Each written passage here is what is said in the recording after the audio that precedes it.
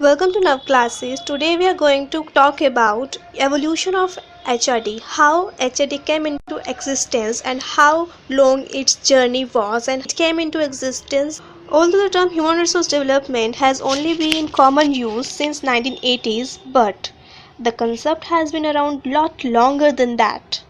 Please subscribe and ring the bell if you didn't yet to get all notifications in your inbox as and when I upload my lectures. Let's start with today's tutorial. Early apprenticeship program. The origin of HRD can be traced to apprenticeship training program in 18th century. During this time, there were small shops operated by skilled artisans produce virtually all household goods such as furniture, clothing, shoes.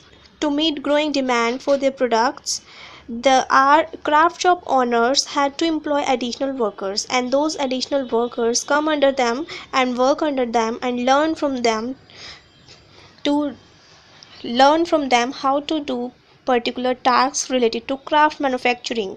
And then later on, some of them may able to learn every skill in detail, and they can open their own venture, but some of them may not be able to open their own venture and they had to work under their own masters. And what is the origin of human resource development and how it exists today?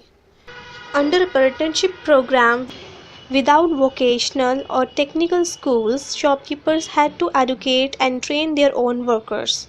For little or no wages, these trainees or apprentices learned the craft of their masters, usually working in the shop for several years until they become proficient in their trade. They were working with their masters for very minimal wages. Apprentices who mastered all necessary skills were considered as yeomen. Point to be noted, and very important term, yeoman, and could leave their masters and establish their own craft shops.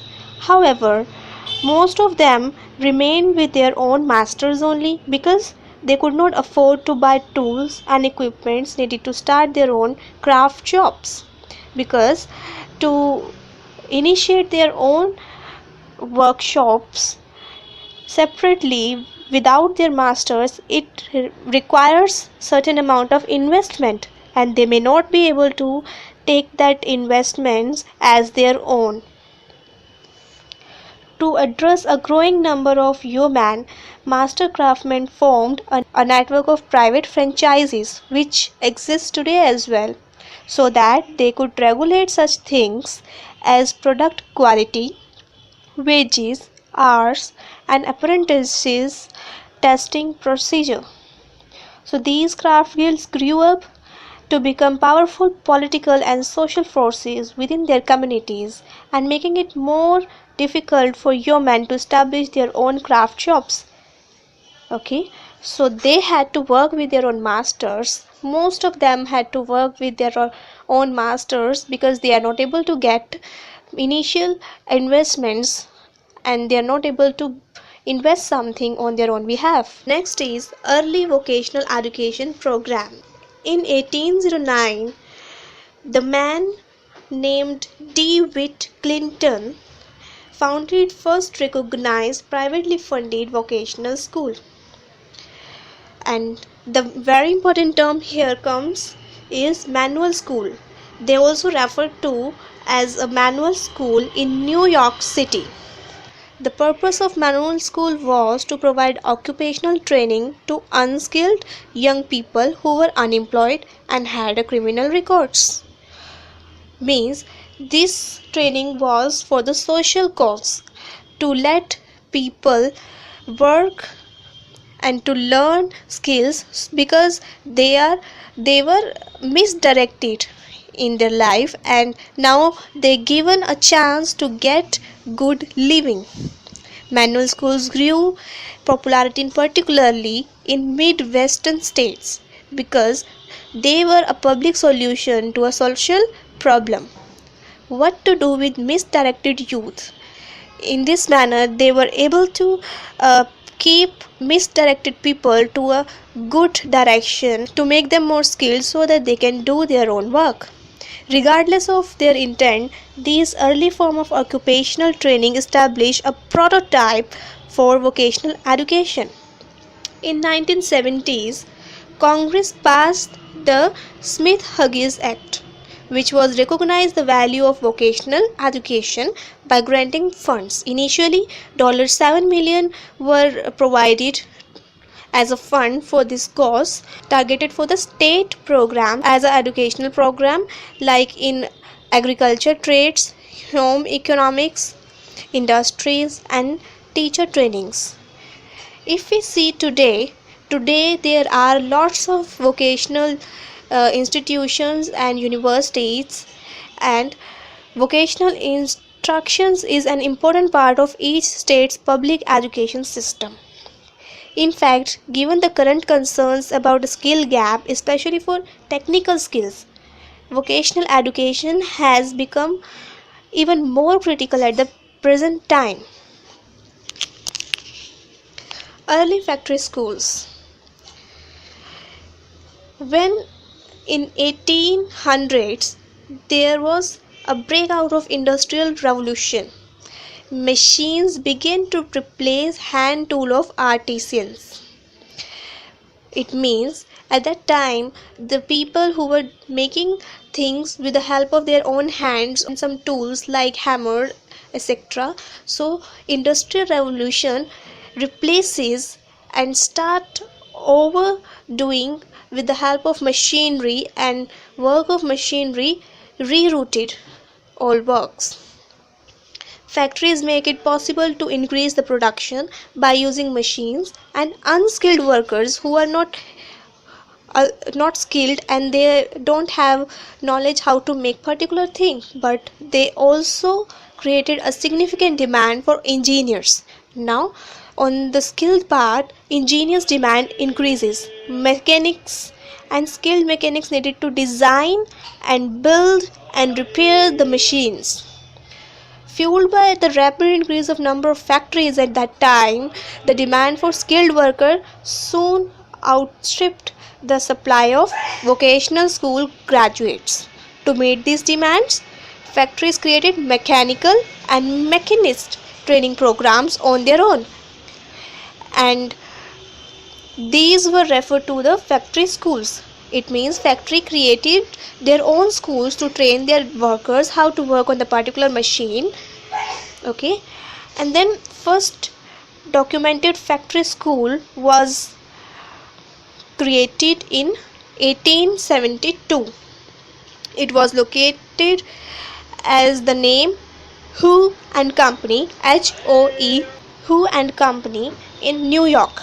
It was the manufacturer of printing presses. If we see, factory school programs are different than apprenticeship programs. Under factory school programs, they give all curriculum as a course and they provide a curriculum in shorter duration. It means now workers are able to learn everything in shorter duration. Under apprenticeship program, workers were able to learn in longer period, like they had to work with their masters and learn for years to learn particular skill, and it takes longer time to learn them.